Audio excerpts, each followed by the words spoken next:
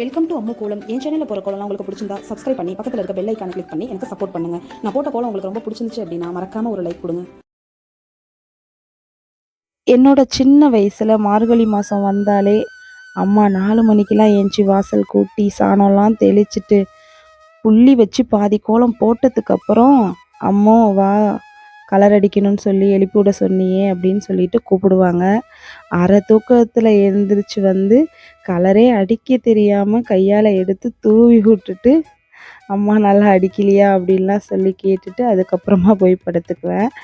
அதுக்கப்புறமா கொஞ்சம் கொஞ்சமாக ப்ராக்டிஸ் ஆகிடுச்சு. முன்னாடிலாம் எப்படின்னா எங்கள் வீட்டில் தான் கோலம் பெருசாக இருக்குது, உங்கள் வீட்டில் சின்னதாக இருக்குது அப்படின்னு சொல்லிட்டு பக்கத்து வீட்டில் போட்டிலாம் போட்டு கோலம் போடுவோம்.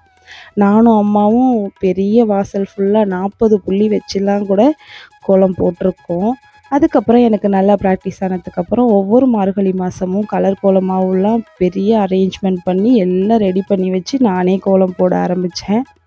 அப்படி போட்டுட்ருக்கும்போது ஒவ்வொரு மார்கழி 1ஆம் தேதியும் நான் வந்து பூவால் தான் கோலம் போடுவேன். அது அப்போத்துலேருந்தே பழகிருச்சு. எங்கள் வீட்டில் அம்மா அப்பா வந்து பூக்கடை வச்சுருந்தாங்க. அதனால் ஒவ்வொரு மார்கழியும் பூ வந்து 1ஆம் தேதினா அதுக்கு நாளே எனக்கு எல்லா உதிரி பூவும் எடுத்து கொண்டாந்து கொடுத்துருவாங்க. நான் கலர்ஃபுல்லாக போட்டுருவேன். நான் இவ்வளோ சூப்பராக கோலம் போடுறதுக்கும் நீங்கள்லாம் என்னை சூப்பராக இருக்குது சிஸ்டர், செம்மையாக இருக்குது அப்படின்லாம் பாராட்டி கமெண்ட் பண்ணுறது எல்லாத்துக்குமே காரணம் என்னோடய அம்மா ப்ராக்டிஸ் கொடுத்தது தான். அவங்க போடும்போது நான் பார்த்ததும், அவங்க விடிய கிளம்புற என்னை எழுந்திரிச்சு அவங்க போடும்போதே என்னை கலர் அடிக்க சொன்னதாக இருக்கட்டும், இல்லை ஒரு பாதியை நான் வந்து போடுவேன், ஒரு பாதி அம்மா போடுவாங்க, அந்த மாதிரிலாம் ப்ராக்டிஸ் பண்ணது தான்.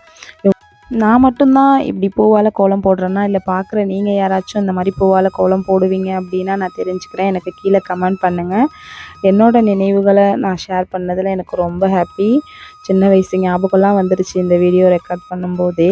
அதே போல் என்னை சப்போர்ட் பண்ணுற நீங்கள் எல்லோரும் கமெண்ட் பண்ணுறதே ரொம்ப பெருசு, அதில் கவிதையாலாம் கமெண்ட் பண்ணுறீங்க, அதுக்கெலாம் ரொம்ப ரொம்ப நன்றி. கண்டிப்பாக இந்த கோலம் உங்களுக்கு பிடிக்கும்னு நினைக்கிறேன். அப்படி பிடிச்சிருந்துச்சு அப்படின்னா கண்டிப்பாக லைக் பண்ணி ஃப்ரெண்ட்ஸுக்கெல்லாம் ஷேர் பண்ணுங்கள். எனக்கு கீழே கமெண்ட் பண்ணுங்கள் எப்படி இருக்குது அப்படின்னு சொல்லிட்டு. என்னை இன்னும் சப்போர்ட் பண்ணிக்கிட்டே இருங்க. தேங்க்யூ.